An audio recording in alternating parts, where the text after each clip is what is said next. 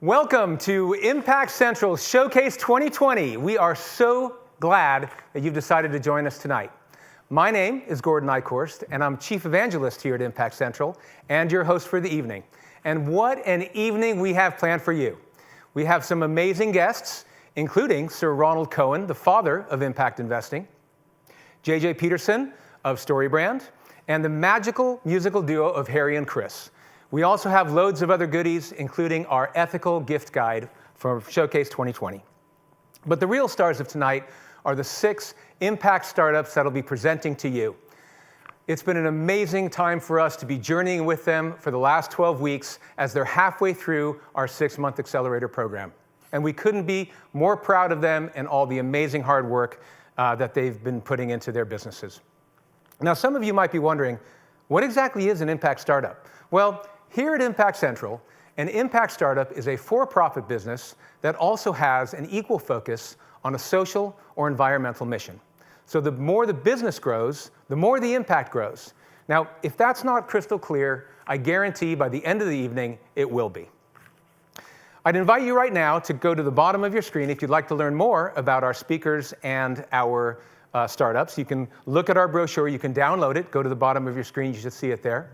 And also I would invite you, we have a live chat going, please engage with other people in the audience, tell them about what you're thinking, share your thoughts.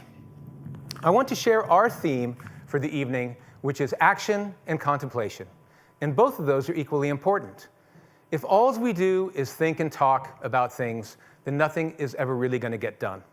At the same time, if we do action without thinking about it, we could make things worse, and we certainly won't be putting our resources into the best way possible. Now, I know 2020 has been a really tough year. It's been really difficult not seeing our friends and family, but at the same time, these challenges give us an opportunity to reflect upon what we want our society and our environment to be like. This is an opportunity for change, and we can think about what is the direction that we want to be heading in going forward. So tonight, we offer you a challenge. As you listen to our speakers and our startups, think about what they're saying and think about what you could be doing as an action. There'll be plenty of opportunities to act, whether as a consumer, a supporter, a mentor, or as an investor. So we ask you to think about that as this evening progresses. But right now, I want to take us to our first venture, and that is a Kojo Market and the founders, Annie and Natasha.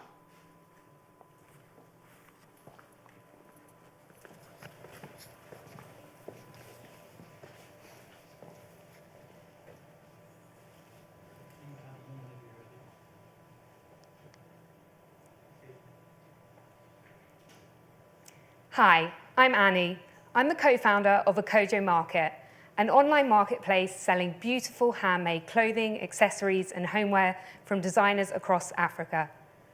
My co-founder Natasha and I launched our platform last year, determined to change the supply chain entirely by making it easy for designers and makers to sell internationally, be recognized for their skill, and receive an income they deserve. My family are from Zimbabwe, and I've always been immersed in African art. During my years working for a major international art gallery, I learned how to represent artists in a way that truly reflects who they are and what they stand for. The fashion retail industry today is not shining a light on its makers, and their stories are not being told authentically. But this is a new dawn in retail, and COVID has only propelled 2 key trends: a rapid increase in online shopping, and the importance of ethics and sustainability when making a purchase. The UK accessories, homeware, and clothing market is worth £25 billion a year. And a recent McKinsey survey study recognized that 67% of customers are switching to more ethical and sustainable purchases. We are at the forefront of this shift. Hi, I'm Natasha, and I'd like to talk more about our work. I was lucky enough to travel across Africa when I worked as a business risk and investigations analyst. I witnessed garment workers earning as little as $20 a month, and the existing supply chain structure exploiting makers, leaving them with no job protections or basic human rights. But I also saw incredible talent and inherently sustainable methods of manufacturing, from the use of local raw materials, no wasting of water or fabrics, and no use of chemical dyes. My goal was to secure steady income to these makers so that they could send their children to school, not have to sell their wares for nothing at the market, or travel far from their families to take up degrading work in urban areas. There are many incredible brands doing this work on the continent, and we initially partnered with 10 brands before expanding rapidly to now work with 42 brands across 16 countries in Africa. We prioritized transparency and visibility, and with my background, we created due diligence tools to help us select brands using ethical criteria, their preservation of the local environment, and ability to fuse fun, contemporary designs with traditional craft. Kojo means collective in Yoruba, and when I left my job in 2019, I set out to create a community of trusted, vetted brands. With Annie's background in design and communications, we built a platform that was centered on the maker, that told their story and elevated their products. We take 25% commission on sales, charge a brand joiner fee, and offer additional subscription services for brands that need a bit more support, and we very often provide free guidance to a wide variety of makers. Who wouldn't want to use a hand wash made from freshly picked ingredients on a farm in Kenya, which employs 50 women and includes a school on site for their children to go to?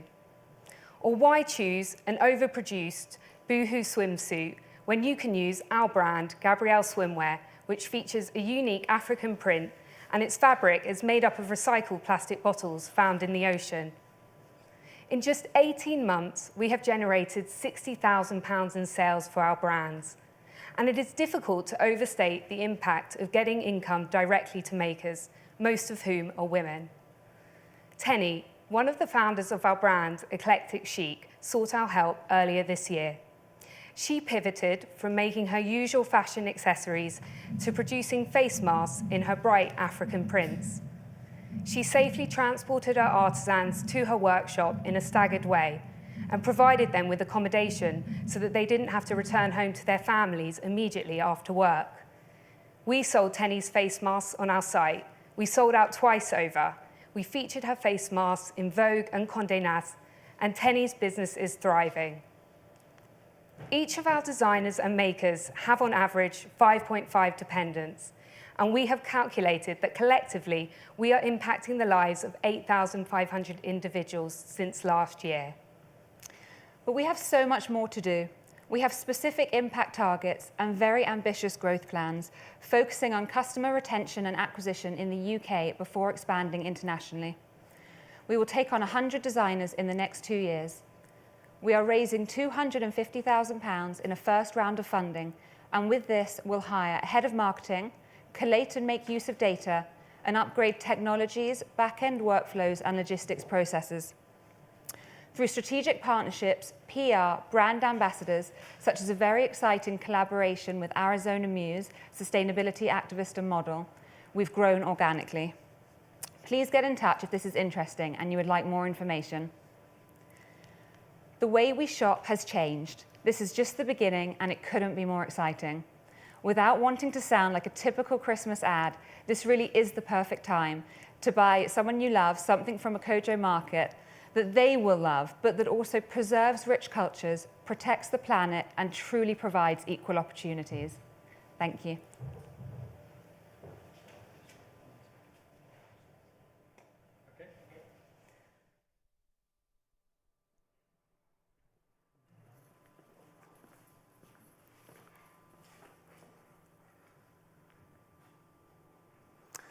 Thank you, Annie and Natasha. We have an extra special entertainment plan for you tonight. After each of our startups speaks, we're going to have the fantastic musical duo of Harry and Chris offer a short musical commentary on each of our startups that we know you're going to enjoy. Over to you, Harry and Chris.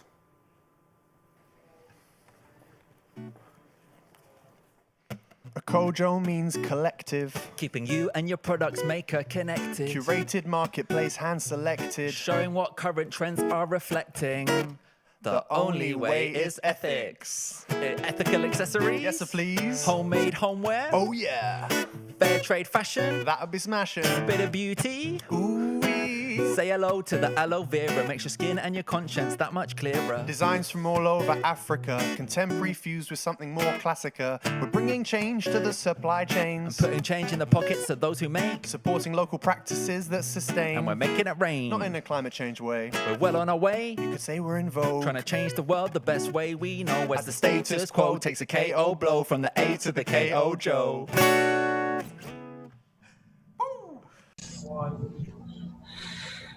Thanks, Harry and Chris, and we look forward to hearing more from you guys later on.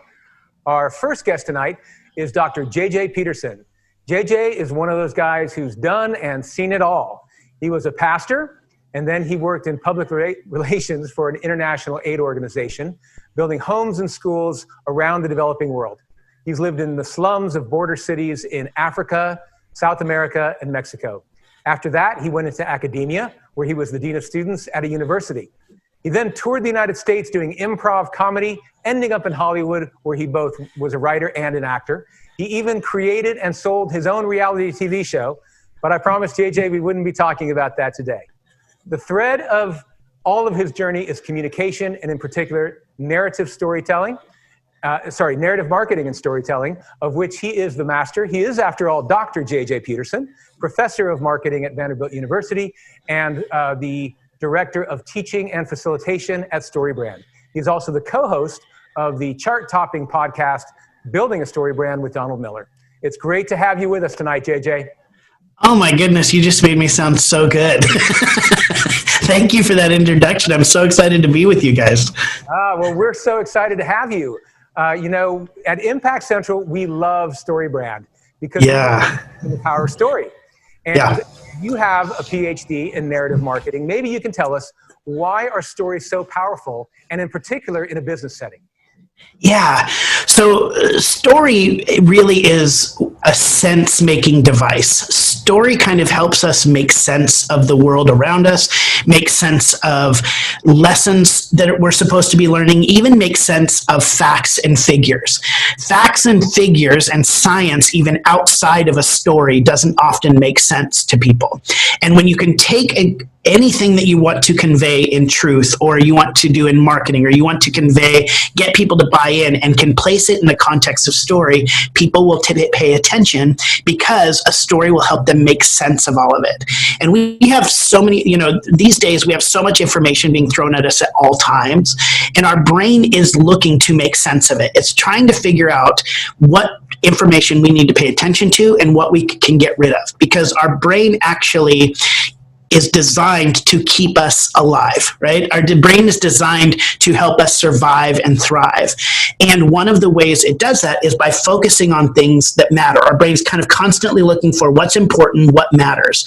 If you walk into let's say a theater, back when we could walk into theaters, nobody knows how many chairs are in the auditorium, but we all know where the exits are, because our brain instantly focuses on the thing that's going to help us survive in a moment of crisis, right?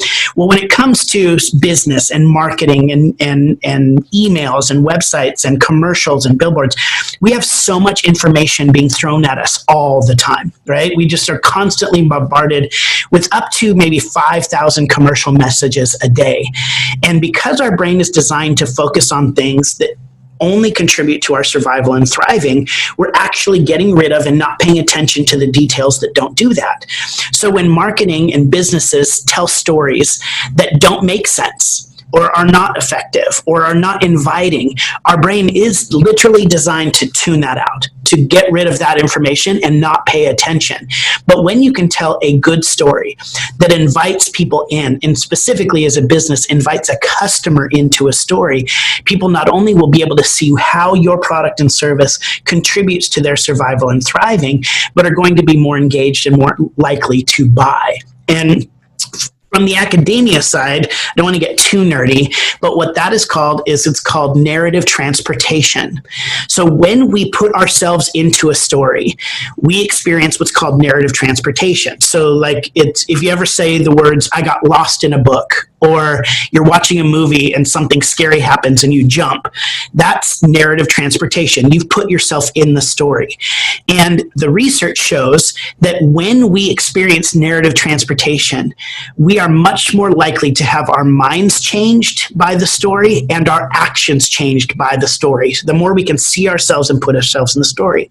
Well, that happens in books and in movies, but it also can happen in narrative marketing, in a website, in Instagram, in an email. When your customer can see themselves in the story that your company is trying to tell, we experience narrative transportation. We make sense of it all. We get put in the story, and we are more likely to have our minds changed and our actions changed, which means people will buy.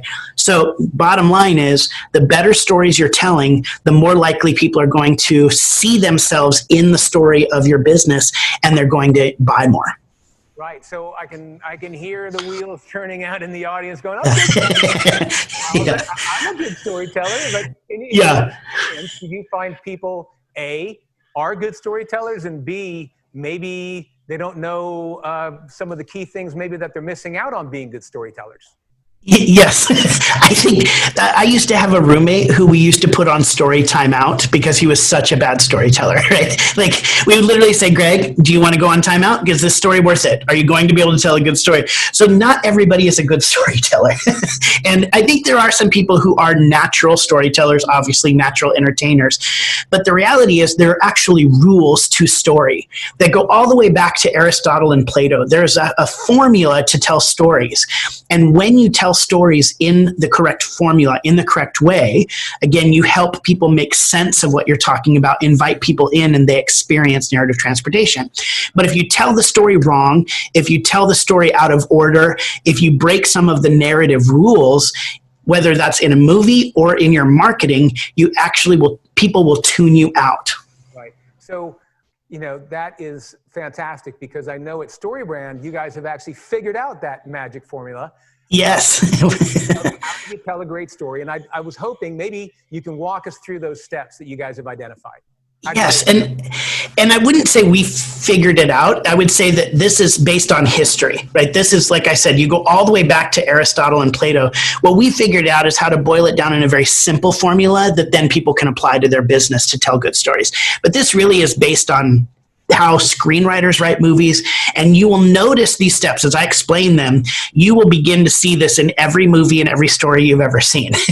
And the rules, there are a number of different rules to story, but in its most basic form, there are 7 pieces to every good story that need to be included. And the first thing is, when you're watching a movie or reading a book, there is a main character, a hero, and you need to know very early on in that story what that character wants. Like Jason Bourne wants to understand who he is. Katniss wants to win the Hunger Games. There's one thing, and it can't be 20 things, because if Jason Bourne wants to run a marathon, find a girlfriend, open a bakery, and adopt a cat, that's not a good movie. There's one thing the character wants. Then a problem gets in the way. So the character experiences a problem that they cannot solve. The entire movie is about them trying to solve this problem. It's getting in the way of what they want. But we know as an audience that the character cannot solve that problem on their own. So the hero meets a guide, somebody who has been there, done that, who is wise, who can have empathy for what they're going through, and then helps them through the process. And they help them through the process by giving them a plan. And that plan usually has multiple steps to it that will help the hero win the day. And then there's a moment that the hero is called to action. So there is, like, in 24 hours, a bomb is going to go off, or, this is going to, the kidnapper is going to take the person, they'll disappear forever. If you don't do it in 5 hours, there's a moment the hero has to take action. Right. And then we know as an audience what success looks like, what a happy ending looks like, and what tragedy can happen if they don't win the day. And that's really what every story you've ever seen is like that. The first thing is a character who wants something. 2, a problem gets in their way. 3, they meet a guide who helps overcome that problem. 4, the guide gives them a plan to overcome the problem. 5, there's a moment where they're called to action. And 6, we know what failure or tragic results could happen. And 7, we know what success or happy ending looks like. That is every movie, every book you've ever read has that formula in it. And, we're here tonight celebrating 6 amazing impact startups. And I know the audience is entrepreneurs that are either with ideas or maybe even started their own businesses. Just want to ask you, what is the one thing that people often get wrong, or that what is the one thing that they focus on the most when kind of coming up with their own story? Yeah, so the story brand framework really argues that you are not the hero of your story.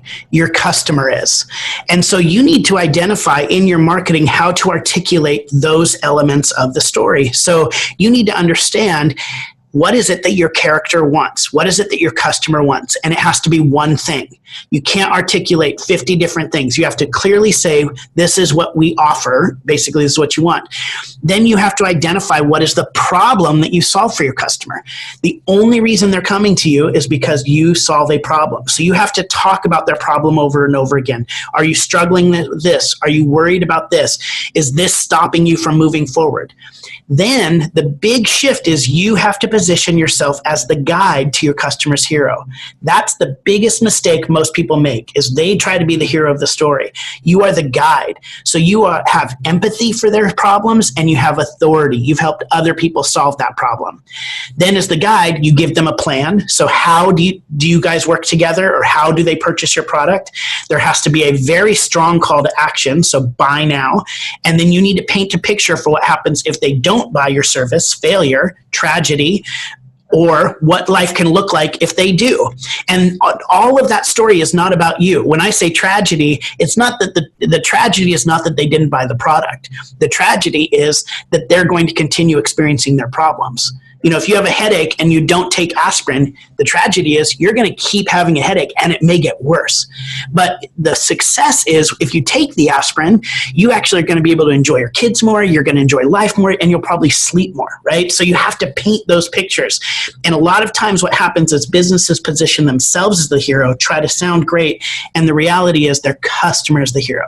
And when you position your customer as the hero, you're not telling your company story, you're telling your customer story, and you're inviting them into a beautiful story that they get to live. Awesome. So key thing, don't be the hero, be the guide. Never. Be the guide always. And I know tonight's theme is about action and contemplation. You've given us a ton to think about. And I know that you also have written a great book called Marketing Made Simple. And that is an opportunity for action, right? Yes. None of this matters. You can tell all the great stories you want, but if you don't put it into action, your customer's not going to buy, right? So if you don't figure out and look at your website and say, are we positioning our customers the hero? Have we identified the problem they experience? And that's not just for a website. That's for when you're walking in and pitching something to an investor. Have you identified the problem you solve for the customer? And have you identified the problem you are solving for the investor? Have you given them a clear plan to win the day? You are not there to say, we have a great company and we're amazing. You're there to say, you're the hero. We're going to help you win. So what does that look like for them, and what does tragedy and what does success look like? Tragedy is you missed out on a great opportunity. You didn't buy Apple stock when it was 99 cents, right? That's a huge tragedy, right? But success is imagine where you could go as part owner of this, right? So that's really the idea behind it all is you want to actually implement this. Take the language that you understand and create out of the story and put it on a website, put it in emails. That's what's going to make the difference. Right. And I know, so we've talked about the great book is Building a Story Brand. You have Marketing Made Simple. If someone wants to learn more about Story Brand, you also offer things online, right?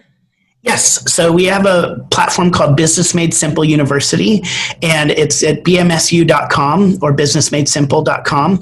And you can go there, and we have courses on all of this stuff. So a course that teaches you how story works, how to craft a clear message for your business, by making your customer the hero, then a marketing made simple course that actually then shows you how to take that language and put it on websites, emails, one-liner, sales pitches, a communications course, a mission statement course, all these courses. But if you're interested in kind of figuring out what is the story we should be telling and where should that go in our marketing, Business Made Simple University, bmsu.com is the where you can go. Awesome. JJ, I know we'll have you involved in our next cohort, so great to be working with building a story brand. And just wanted to thank you again. You've given people a lot to think about tonight, and I'm sure they'll be taking that and building their own stories, building better stories. So thank you so much for being with us tonight. Thanks for having me. All right. And I just want to take us now to our second impact startup, and that's going to be Paul Rhodes of Well Giving. Thanks, JJ. No problem.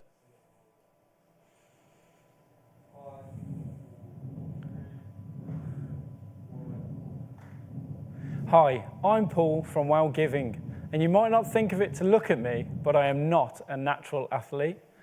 I've always struggled to exercise regularly despite a love of sports, belonging to multiple gyms, and also belonging to multiple weight loss programs. But there is one achievement when it comes to exercise that I am particularly proud of. A couple of years ago, I completed the Birmingham Half Marathon for a local children's hospice.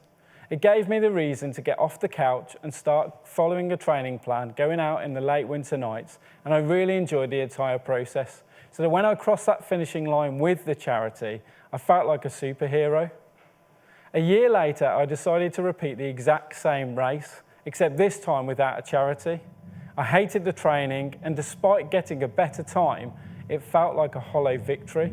So I decided to explore the link between charity as a motivator and exercise. And I discovered that as a nation, in fact globally, we are not getting enough exercise.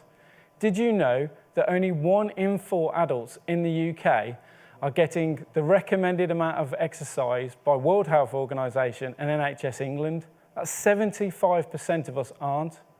We surveyed over 100 UK adults and asked 2 simple questions. Firstly, how important is your health? And secondly, we asked, how satisfied are you with your current levels of physical activity? The great news is that everybody values their health. But secondly, 80% were dissatisfied with their current levels of exercise. We also asked them about the impacts of COVID. And COVID has seen a huge acceleration in remote working, with over now 50% of the UK workforce working remotely. Our commute is now from the bed to the kitchen table. A number of people reported that their activity levels had increased due to no commute. However, the vast majority reported that their regular exercise has decreased due to family commitments and increased workload and no clear end to the working day. So we know the problem. What's the solution? Well Giving is a unique platform that improves mental and physical health while supporting the charities that you personally care about. We convert exercise into donations. We give you the reason to exercise by providing a clear goal, accountability, and a gamified experience to make it fun and engaging, but most importantly, the motivation as you're helping other people. It's not just for elite runners, marathon completers, and Ironmen. It's been designed specifically to be as inclusive as possible, to appeal to all fitness levels and also all activities, from alpine skiing to wheelchair basketball. With over 20 years in tech and 10 years running my own software companies, we've developed a web and mobile prototype. We support multiple fitness trackers, including Fitbit and Strava, and we also allow you to support multiple charities. Now, 2020 has been a horrific year for everyone, and heartbreakingly, my wife lost her mum in the middle of COVID due to cancer. As a family, we were robbed of the opportunity to say goodbye. And also unable to attend the funeral. And my wife had to say goodbye to her mum in a face mask. However, Well Giving gives me the opportunity to do something great. 2 fantastic charities stepped up and helped with both end-of-life care and grief counselling. And I know that by being physically and mentally strong and supporting those charities, I can do something good. So today we are launching Well Giving, and we're starting with companies. We want to work with companies who care about their people, their community, their culture, and doing good.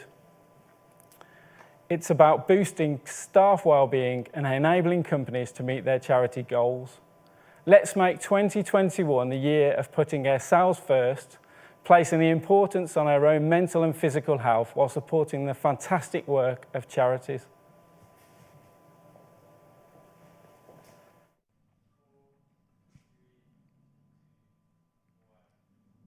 So you want to run a marathon? Yeah, baby. Raising money for a charity? Okay. Intense training for a whole month? Could be worse. How about keeping out for a year? No way, that's not really my vibe. I put in a shift, feel good, and then clock out. Yeah, but is that really what charitable giving is entirely about? Because giving is like a muscle, it needs regular exercise. The other thing, like a muscle, is a muscle. So work them all out and see them come alive. It's well giving. It links with all your apps. Well giving. As your feet tippity tap. Well giving. Stretch, swim, anything, it's well giving.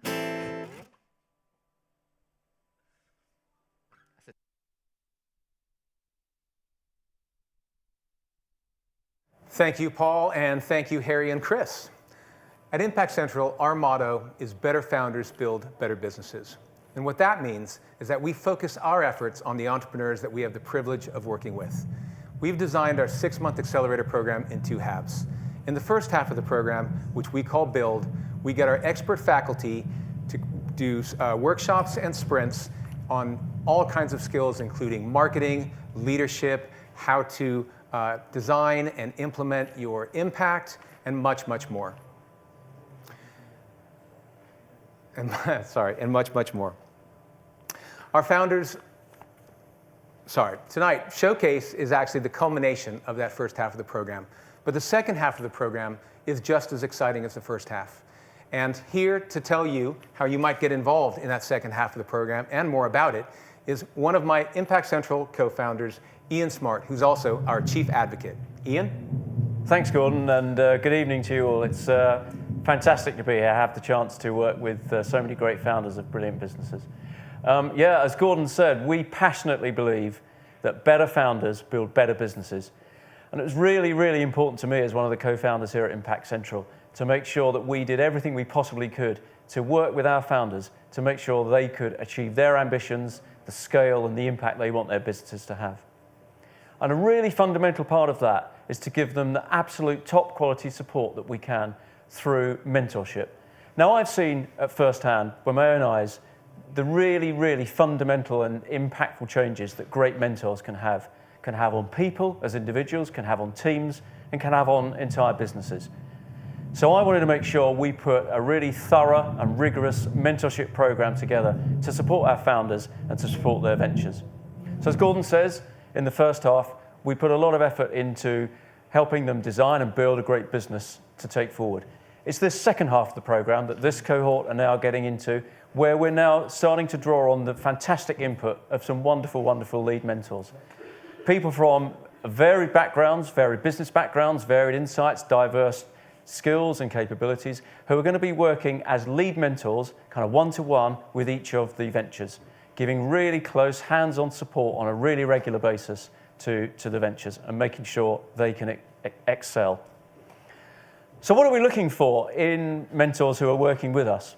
Fundamentally, we're looking for people who share our values for collaboration, our values for building confidence, our values for wanting to make change in the way we do business, build better businesses. That's a fundamental prerequisite. Beyond that, we're looking for people who've got a range of skills, a range of capabilities from right across the business spectrum, who are going to be working with some really, really determined and committed founders. And if you're interested in becoming a mentor with Impact Central, then what might it mean to you? Well, number one, you'll get the opportunity to work with some fantastically brilliant founders, some people who really, really want to do great things with their businesses. Number two, it'll give you the chance to build your own network, to work with our great community as we're building that. And number three, it'll give you that hands-on ability to really make an impact on the businesses you're working with and the impact on wider society and the environment that we're so passionately committed to changing. So that's our lead mentors. But alongside that, we absolutely want to build in the best possible support we can across a whole range of skills and capabilities. So what I'm announcing tonight is we're putting together our panel of subject matter specialists, you might call them, subject matter experts, people who have got skills in particular areas that are really fundamental to shaping a business and shaping impact. So that might be in technology, it might be in legal and finance, it might be in HR, it might be in process management, it might be in scaling, it might be in communications. Whatever it is that you personally have got skills, experience, and a great background in, I'm sure that's going to be relevant to our businesses and our ventures as they're looking to scale. Now, the sort of commitment that we're looking for really can stretch to as little or as great as you want to get involved. I'm really, really eager to talk to you if you're looking to get involved as a subject matter specialist, a subject matter expert, working with some impact-focused businesses and really making a change, really making a difference. So do contact me, Ian, if you're interested in becoming one of our mentors or interested in helping us on a particular skill or expertise that you have. We're looking to work with brilliant founders to help brilliant founders build better businesses. Ian, who is next up? Indeed. So it's my pleasure to invite now our third founders. This is Gitika and Abhishek, and I've got the real privilege of inviting them to tell us about their business, Pantry.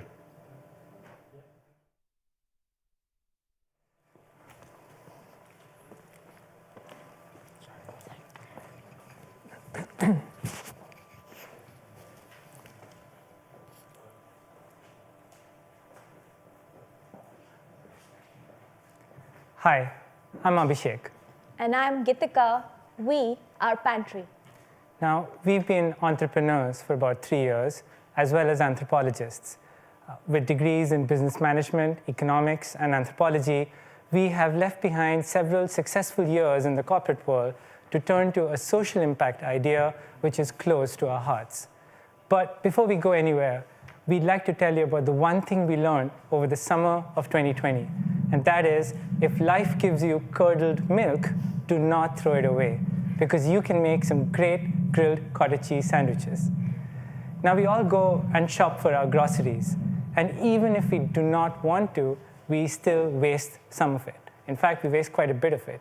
In the UK alone, every year, we waste up to about 8 Wembley stadiums full of food. That's about 38 million wheelie bins, if you will, or about 27% of what you spend every month on food. That's a lot. And during a time when finances aren't easy at all, now this is a problem. But let me ask you a question. Do you know what's inside your refrigerator, your freezer, your pantry right now? Yes, no, maybe. Do you remember the last grocery item that you threw away? Do you know why you threw it away? Was it because it had gone bad? Did it smell funny? Did it look odd? Or was it past its use by or best before date? What if you could have done something about it? Well, that's where we come in. That's where Pantry comes in. That's Pantry spelled with 2 E's. Imagine having a digital replica of your pantry on your fingertips. You know exactly what's there and how long it will remain good. And because you know this, you will use it in time. And therefore, the next time you go shopping, you know exactly what to buy. And of course, you might not use everything in time. So then imagine having a food doctor, which tells you how healthy those carrots are, if those potatoes deserve a second chance, or if those plums can still make for some great jam. But why are we saying all of this right now?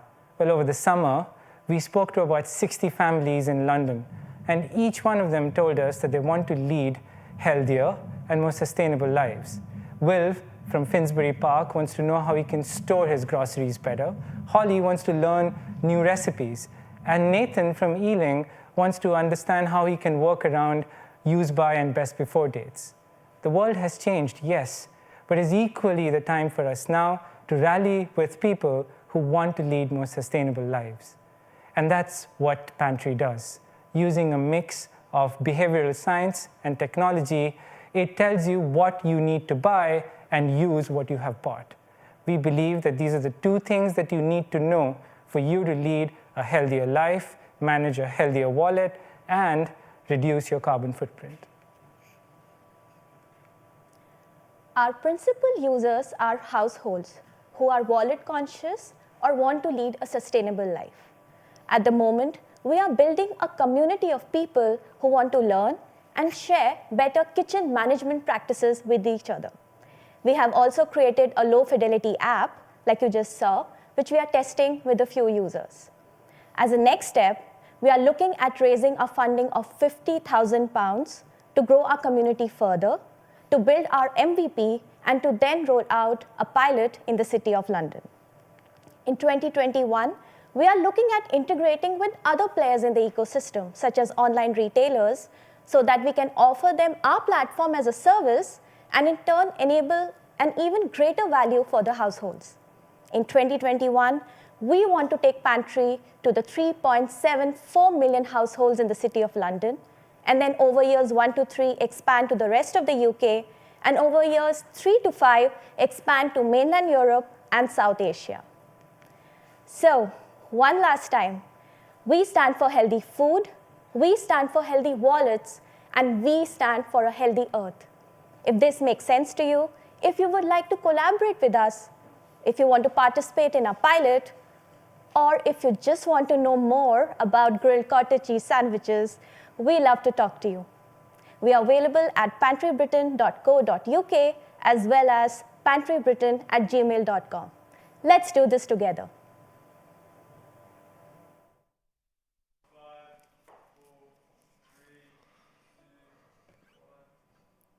Sort out your fridge With Pantry. Sort out your shelves. Also with Pantry. Sort out the planet. Planetary. And sort out yourselves. Okay. Because every year we waste the equivalent of 8 Wembley Stadiums worth of food. Well, I don't know about you, Chris, but that's got me in a crazy mood. Yeah, well, £7 billion of savings, Yes, please. Process is pretty much stress-free. The same food that you usually buy, but it's not harming the world this time. When life gives you lemons, make lemonade with it.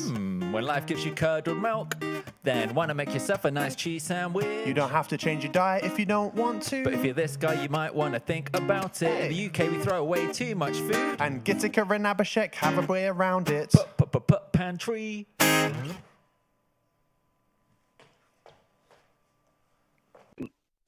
Thank you, Gitika and Abhishek, and Harry and Chris. Our next guest tonight is a pioneer in the impact movement. In fact, it would not be a stretch to call him the father of impact investing. In the 80s and 90s, Ronald Cohen built Apax Partners into one of the largest and most successful venture capital firms globally. For his services to venture capital, he was knighted in 2001. But in 2005, he decided to leave Apax Partners and dedicate himself to urgent social needs around the globe. As a result of his efforts, in the UK in particular, many of the cornerstone institutions that we know to be in the impact movement have been created. In 2007, he co-founded Social Finance UK, an advisory firm that helped create the social investment market. In 2011, he co-founded and chaired Big Society Capital. And in 2015, he co-founded the Global Steering Group for Impact Investment. He helped create the first social investment bond and the Impact Weighted Accounts Initiative, which is building a framework for financial accounts so that public companies can show their impact within their financial accounting, and we can get a full understanding of their impact overall. This is just a small sample of the many initiatives that he's spearheaded. It is my great honor to welcome Sir Ronald Cohen. Thank you, Gordon. Wonderful to be here with you and with everyone on this webinar. So, Ronnie, it is so great to have you here today because you have a unique perspective on impact investing. In 2000, impact wasn't even a topic, yet you felt or had an understanding that something needed to change with the way as society was deploying capital and transacting business. What was it that you kind of understood, and also what was the opposition like at that time? So the insight I got from the Social Investment Task Force in 2000 was that we had never been successful, Gordon, in bringing investment to tackle social issues. We relied on government and donations. And it seemed very odd to me that you were involved in the financial revolution that brought venture capital and private equity. We've been imaginative in finding ways of funding those who want to make money.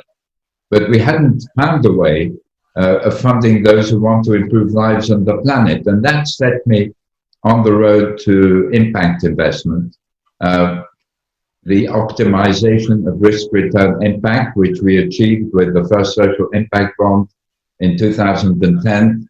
And then I began to realize that we could optimize risk-return and impact within our economy. And the G8 task force in 2013-14, which involved a couple of hundred people across the G7 countries and Australia, brought home the fact that the world was changing. We were moving in the direction of risk-return impact. You could see young entrepreneurs with new business models that achieve both impact and profit. You could see trillions of dollars already, although it's increased considerably since then, going to try to improve the environment through ESG. And so we began to realize that the world was changing, and it was changing out of necessity rather than out of choice. Yeah, and Ronnie, for those that maybe aren't that familiar yet with Impact, you've written this great book, Impact: Reshaping Capitalism to Drive Real Change.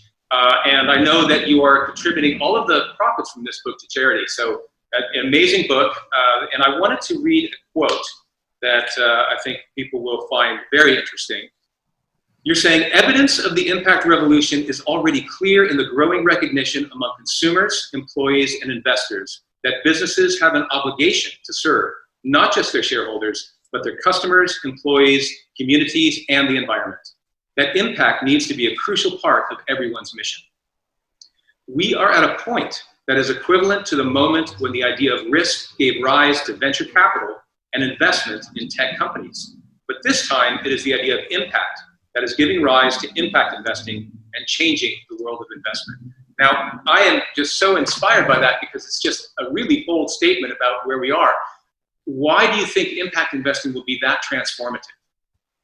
Because you can see the sums involved now becoming really very significant within our financial system is one part of the reason. So there's more than $30 trillion of ESG investing going on already, whose intention is to achieve impact. It doesn't measure impact yet, but it will through the impact-weighted accounts you just referred to. Impact investment itself is going to hit $1 trillion. Now, Gordon, that's equivalent to the whole of venture capital pool in the world. These are very significant numbers. And so you have consumers who are refusing to purchase products of companies whose values they don't share. You have investors. You have employees within big companies who are leaving these companies if they feel they don't have the right sense of mission. And these three things are coming together now, basically to transform our economies. Yeah.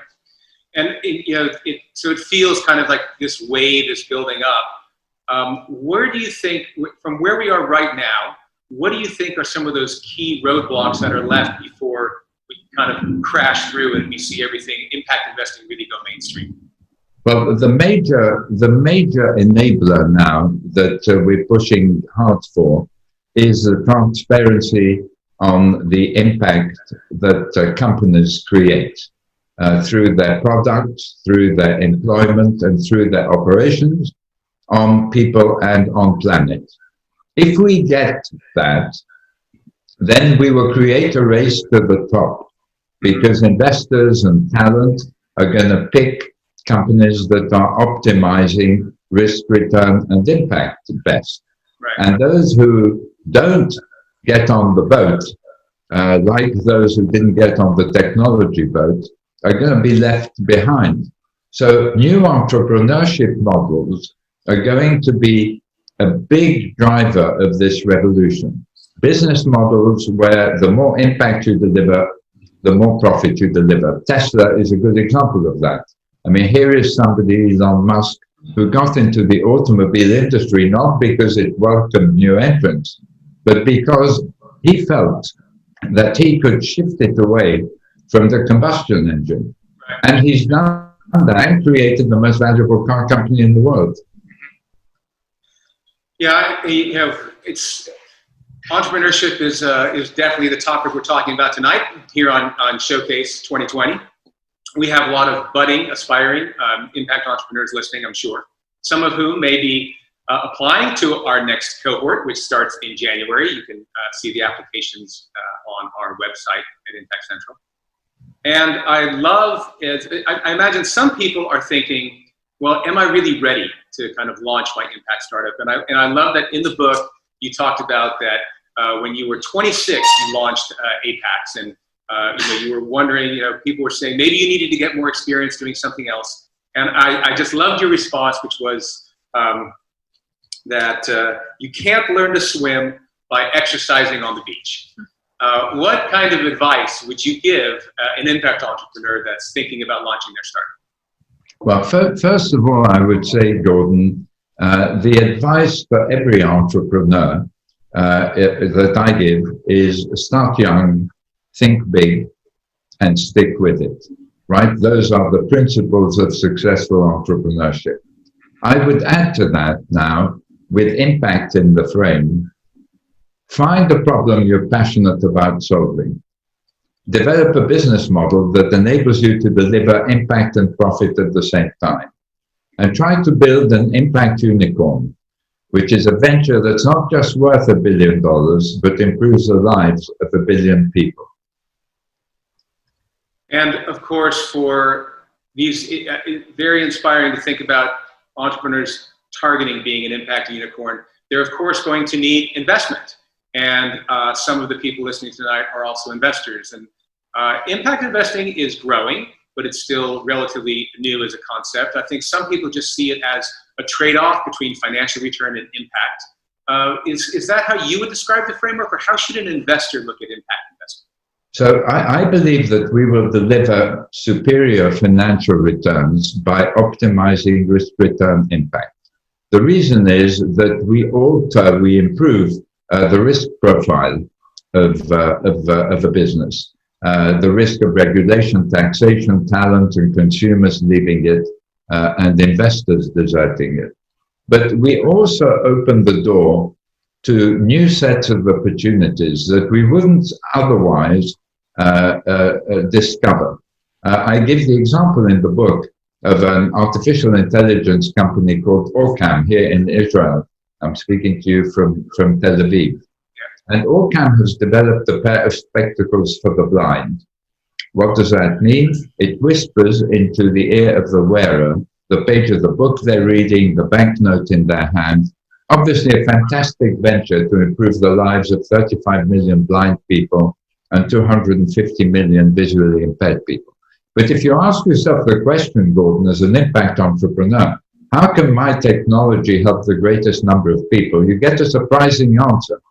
What if you provided these spectacles to the 800 million illiterate adults in the world?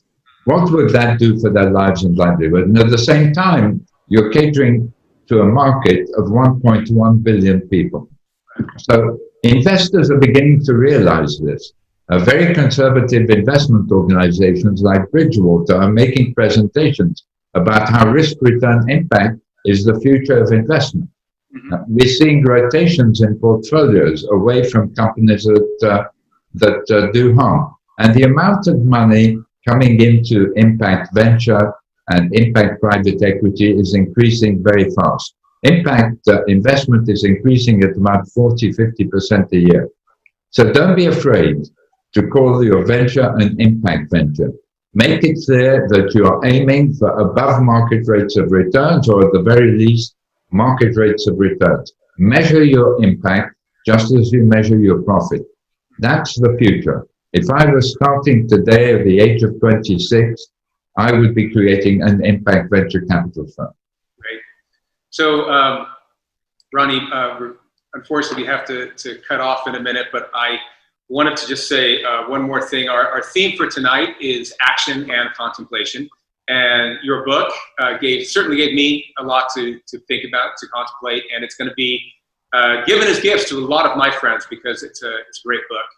And I think a lot of people gain a lot by reading it. Just on the action side, though, can you give us what one thing that if we did collectively, from a societal point of view, would do the most in supporting the movement of impact? So each of us has a role to play in the impact revolution, as I say in the book. As consumers, just buying the products of companies that deliver positive impact or less negative impact. As entrepreneurs in creating impact ventures, as employees in large companies in pushing those companies to measure their impact and set impact objectives. If we're working within government, then influencing government to focus on outcomes and pay for success and the use of outcomes funds and impact bonds. And if you're a philanthropist, working with impact organizations to develop the field.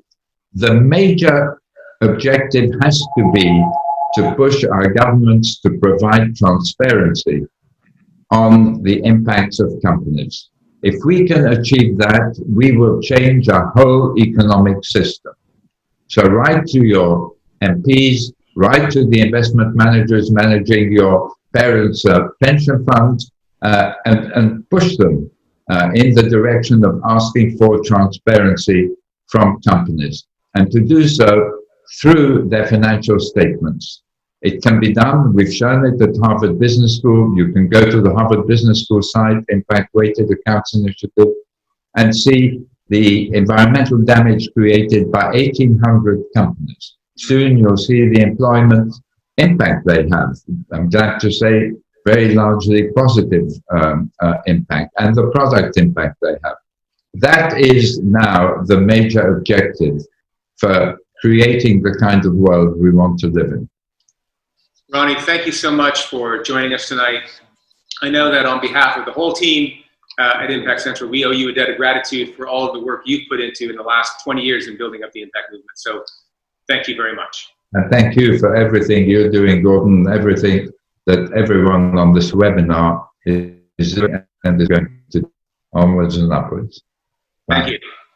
It is now my great pleasure to introduce our next startup, and that is Carrie Davies from One.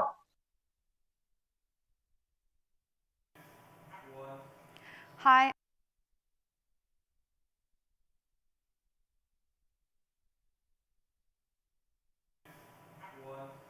Hi, I'm Carrie. I'm the founder of One, a new circular fashion brand launching in 2021. Now, for the last 12 years, I've worked as a designer for UK brands and retailers, and I've seen the inside of the industry.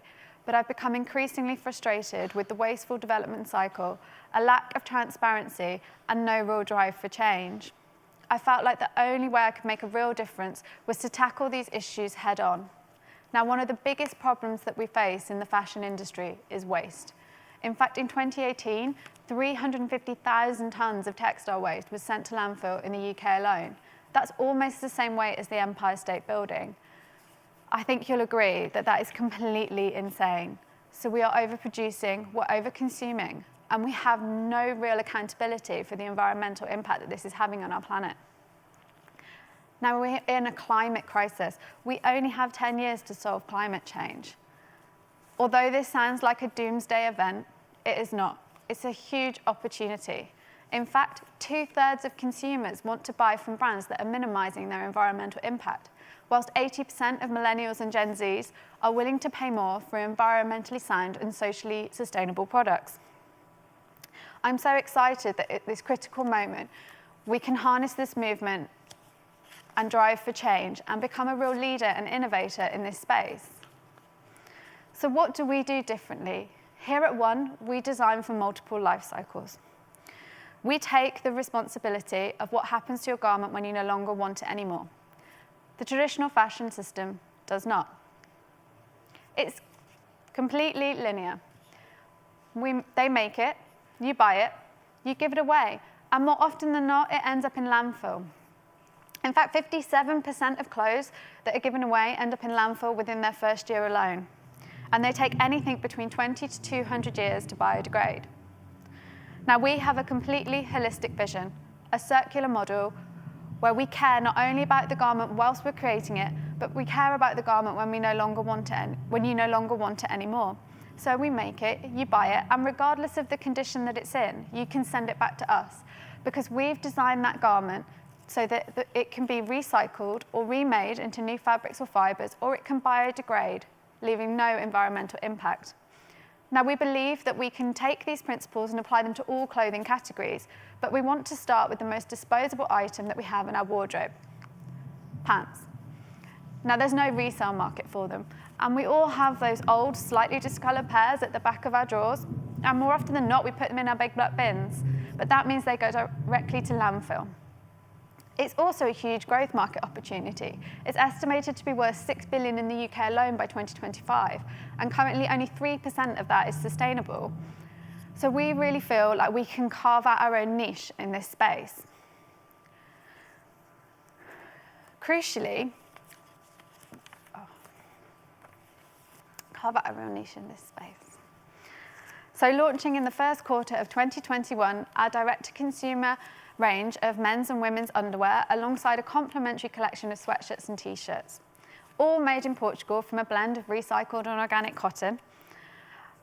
Our high-quality underwear is both clean and contemporary, but crucially, it's been designed so that it can biodegrade, leaving no environmental impact. Now, we don't want to sit in the luxury market, but neither can we compete with fast fashion prices. So by sitting in an attainable price point, we can manage a healthy margin whilst monitoring our environmental impact throughout our complete supply chain. We want to do that in the form of a digital footprint, which will allow us to show this to the consumer in the form of an impact receipt. But we don't want to just create more clothes. We want to start to solve the problem that's already here. So with 1% of every sale, we will be working with initiatives that are cleaning up existing textile waste. And our first partner will be the OR Foundation, who are working to clean up one of the largest landfill sites in the world in Accra, Ghana. We believe that by the end of year 3, we'll be able to give up to £10,000 annually to these initiatives. But we need your help in order to do so. So launching in January next year, please head over to our website where you can sign up to our mailing list to become the first to know when we launch. But crucially, you'll also become part of a movement for change. Thanks.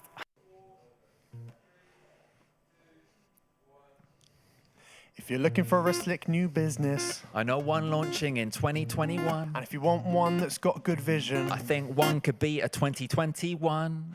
When you've developed sustainable ranges for ages, you know waste is a problem this industry faces. Imagine changing the way things are made so the whole process could be sustained. now there's no resale market for underwear. Well, there might be, but we don't want to go there. If only your boxers could biodegrade. Hopefully after you've thrown them away. Clothing designed with its whole life in mind. A digital footprint to trace where it's come A from. holistic vision from organic cotton To reducing the water consumption. 1% of every sale clears up existing waste, helping those numbers to drop. Starting with landfill in Ghana. But that's not where it's gonna stop. One.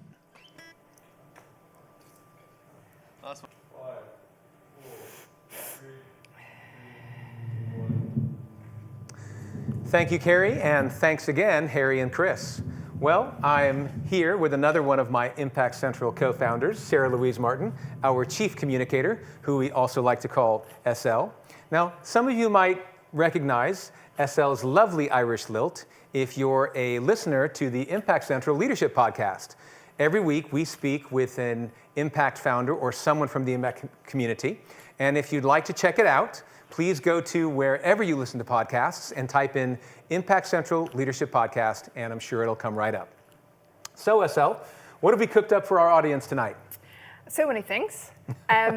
First of all, I just want to say a massive thank you to those of you that ordered the party packs. Hopefully you will be enjoying those at home this evening.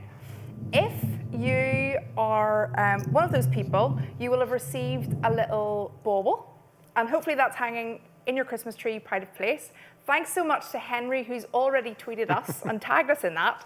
If you wanted to help a sister out, then the rest of you should probably do the same. Thank you very much. The other thing I wanted to talk about tonight is the ethical gift guide that we have put together. Holly has worked really hard behind the scenes to get that all sorted.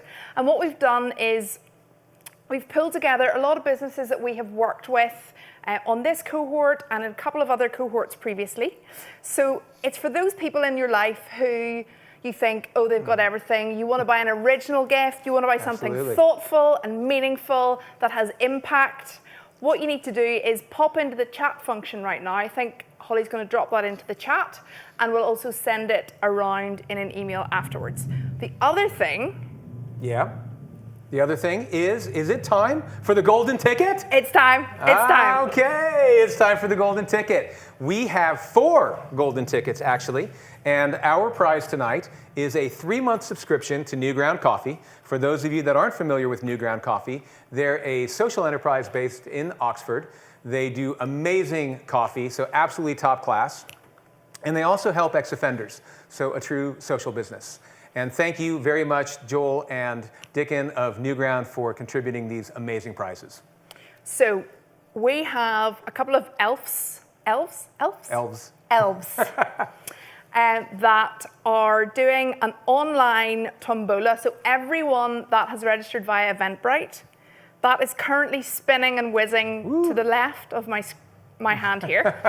And so I'm going to be talking to someone, and they're going to tell me the first name, okay? So just give me 1 sec. So who have we got first?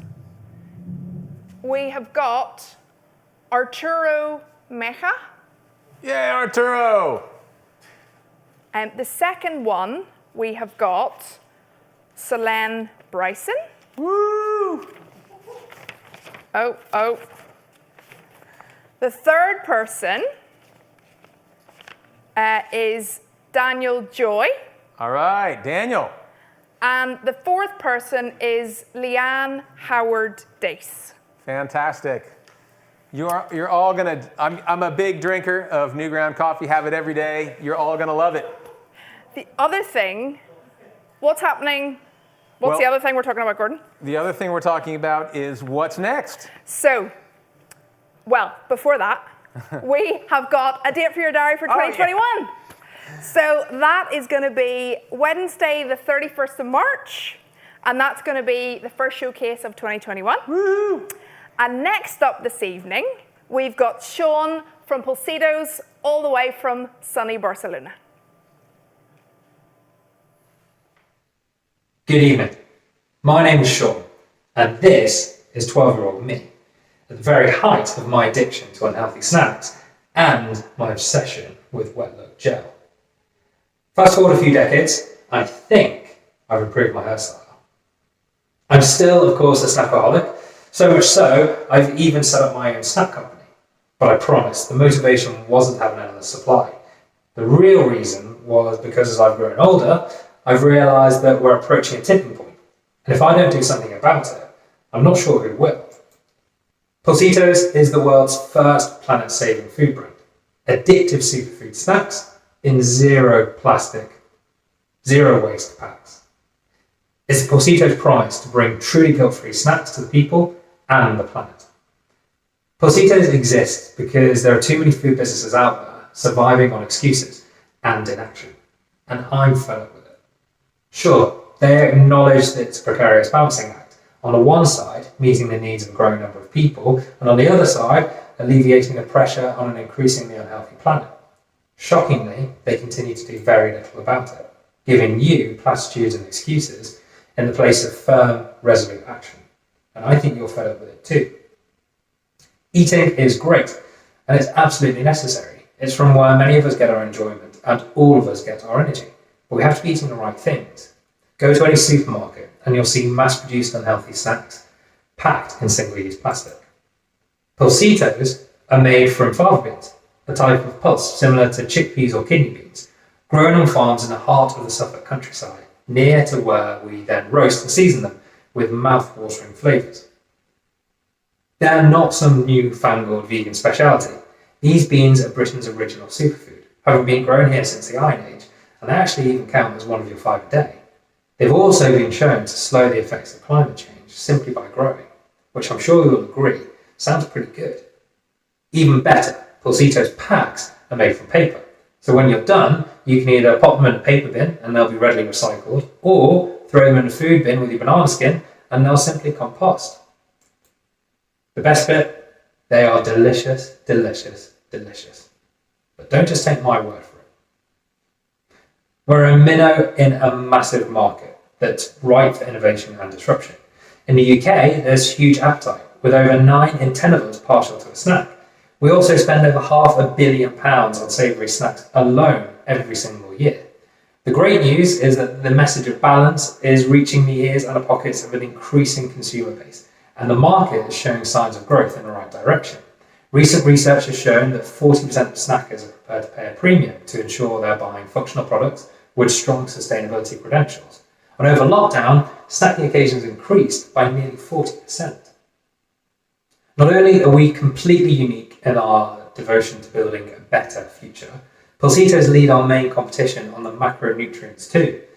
We also have a stable shelf life of around 8 months from the date of production, which is what you'd expect from a natural product that doesn't have any preservatives and is packed in natural packaging. Plastic packed snacks with a best before date of 2025, it's best to steer clear. Our typical customer is urban, health and eco-conscious and aged between 25 and 40, but we're starting to see traction with even younger consumers as it's that generation that's more environmentally focused than ever.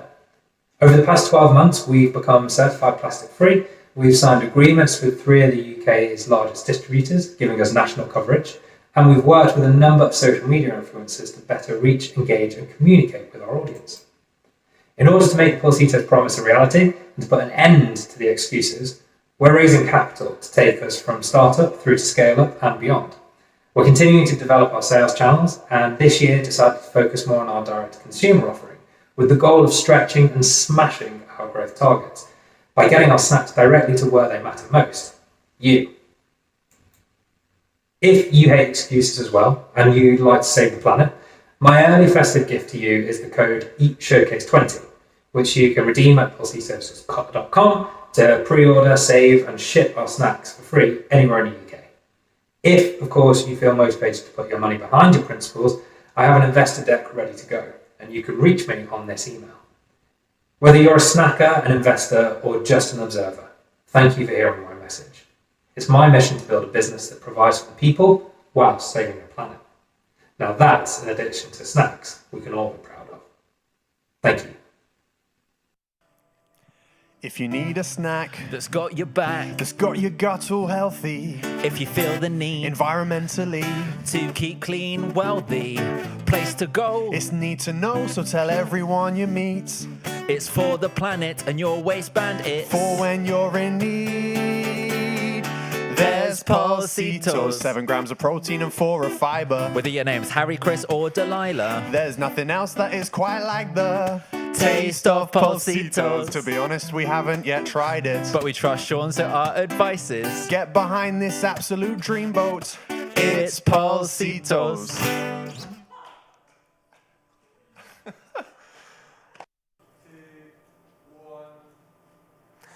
A big shout out to Sean in Barcelona, and thanks again to Harry and Chris for another great number. Now back on tonight's theme of action and contemplation.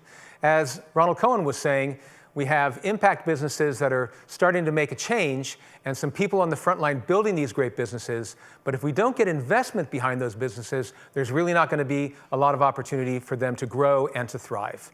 And although the financial community has started to bring together some interesting products, some of you watching tonight might be thinking, hey, I'd like to invest in some impact startups. How can I go about doing that? Well, if that's the question you're asking, I'd like to introduce you to one of our sister companies here at Impact Central, and that's Chorus. Now, before I go any further, I do have to say that investing in startups is a high-risk activity, so talk to your financial advisor. But here, as you can see, is the website that you see on Chorus. Now, everything on Chorus has either SEIS or EIS tax relief, which is a tremendous opportunity. And if you scroll down the page as we're doing, you'll end up on this video, which explains SEIS and the benefits, which include the minimum amount you can lose is 13.5%.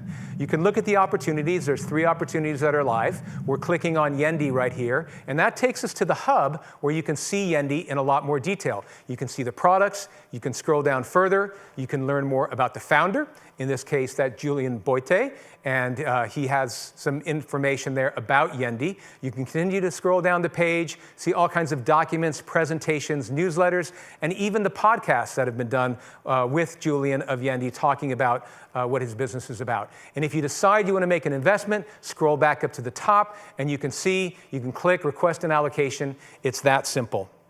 So if you do decide to invest in Chorus, it's as simple as going there, or maybe even in some of the impact startups tonight. But what I would say is please do look at investing your money into impact startups. Because as, once again, Ronald was saying, if we can't get 10% or more of our assets into these types of businesses, there's really not going to be a change, and we can't have them grow and thrive. Well, sadly, this evening is coming to a close, but we still have one really exciting impact startup joining us, and that's Pedro of Rootsco. So please give a warm welcome to Pedro.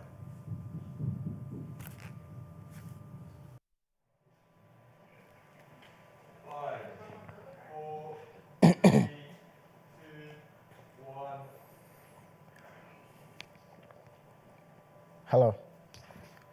2020 has been a fascinating year. It split us all apart, but in many ways it's brought us together as well. It's been one crazy event after the other. One event in particular that stuck with me was the passing of George Floyd. It triggered a lot of self-reflection and a lot of forced recollections of maybe memories that a lot of us wouldn't have wanted to remember. It showed a light on long-standing issues that are in the Black and multi-ethnic communities. However, the framing of the issue didn't quite sit right with me. It was painted as an issue that has a geographic region, the US. And in terms of societal, it was a police brutality issue. But it's so much more than that. It's deeper than that. It's day-to-day. It's systemic discrimination, socioeconomic disadvantages. It's a structural setup that means that a certain group of people can't get past a certain quality of life. Did you know that in the UK, 46% of families in Black communities are in poverty? The largest amongst all groups. In a recent social welfare study, 75% of people in the community felt that their social welfare isn't as protected as that of other groups. And when we look at funding, in the last 10 years, just 0.24% of all venture capital funding went to Black entrepreneurs. That's 38 businesses in total. If we were to break that statistic down to Black women founders, you're looking at 0.02%. Comparatively, 76% of all venture capital funding went to teams of all white entrepreneurs. Now you're thinking, well, that's a sad story. But this is a business setting, so where's the business need? You see, take me for example, right? I was born in Nigeria, I grew up in Ireland, and now I live in London. So you could say I'm a part of the Afro-Caribbean diaspora, or rather the Black community. And that means I've got specific cultural needs. I used to be a consultant living in different locations. And every time I'd get somewhere new, I'd be faced with the same questions. Like, where do I get a haircut? A very simple question in 2020 that I should be able to easily answer by downloading a couple apps. But that's still a problem. Because the people that would create these businesses that cater to my unique needs generally don't have those resources. They statistically face a tougher time to stability, never mind thriving. If I wanted to find some ingredients for some traditional dishes, that's a problem too. But how about you? Maybe when this event happened, you had a moment of self-reflection. You wondered, how did I never know that this happens, that it's this bad? Or maybe you did know. And you thought, how can you help? It's not that you don't want to support, businesses in these communities, what's most likely is that when you walk down the street to your local shop, none of the items on the shelves are from those communities. When you go to your local shopping center, the shop owners there are not from those communities because they don't have that visibility. What we're creating is a multi-purpose platform that amplifies and empowers underrepresented communities and businesses, starting with the Black community. We're creating a safe space where you can come and connect with the community, where you can find these businesses and support them, where I can find these businesses that cater to my specific needs. So in August of this year, we launched our MVP product. If you were to open up your app store right now and type in Rootsco, the app should come up. On the app, we've got over 600 businesses from the Black community across the UK and Europe. In just a couple months of launching, it's organically been downloaded over 500 times. And month on month, we're receiving about 1,500 page views. Our next step now is to upgrade our tech, to bring our development in-house. And that would allow us to reiterate and to implement the functionalities that's been requested by our early users. It also allows us to build out our data analysis platform on the back end of the app. Currently, we can tell you what businesses in the Black communities are near you. With a more robust implementation, we can tell you which businesses are doing best. We can tell you which businesses are in saturated markets within these communities. We can even tell you what needs there are and what businesses needs to be created to fill those needs. We have many more plans, such as building out the e-commerce aspect on the platform, such as expanding to other communities that require this help too. Now, if any of this has resonated with you, if you want to learn anything, if you want to discuss the problem, if you have any questions for me, or if you just want to be a part of our story, you can reach me by contacting me directly through the app or by sending me an email. Thank you.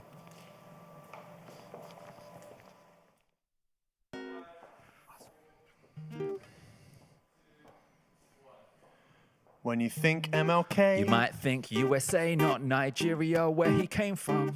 when you think MJ, There's so many things to say, but his Senegalese roots may not be the first one. Pedro's told us about the African diaspora, that it's hard to connect with your heritage. Well, imagine a safe space where you could touch base, full of news and events and businesses. Cause race isn't just police brutality. Anti-racism isn't just marching in the streets. It could be connected with your community. It could be investing in the Black economy. It's not just an app, it's a roadmap for those who share the same homeland. For those who know what you might be going through, All roadmaps help us connect to our roots.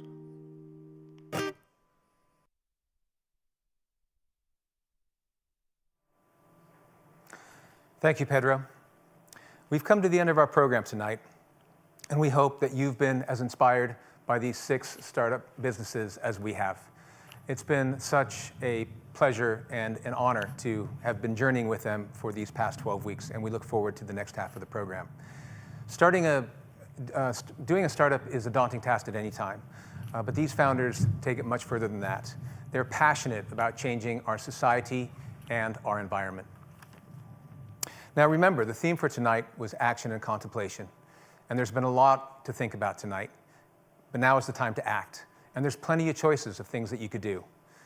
You might consider your gift giving through a Kojo Market or One, change your snacking by buying from Pulsitos, reduce food waste and support Pantry, motivate your fitness and your charitable giving at the same time through well giving, or engage with Rootsco and support Black-owned businesses. You might consider investing in these businesses or visit Chorus. There's still time in 2020 to make it a year where you engage with impact and make a change for the better.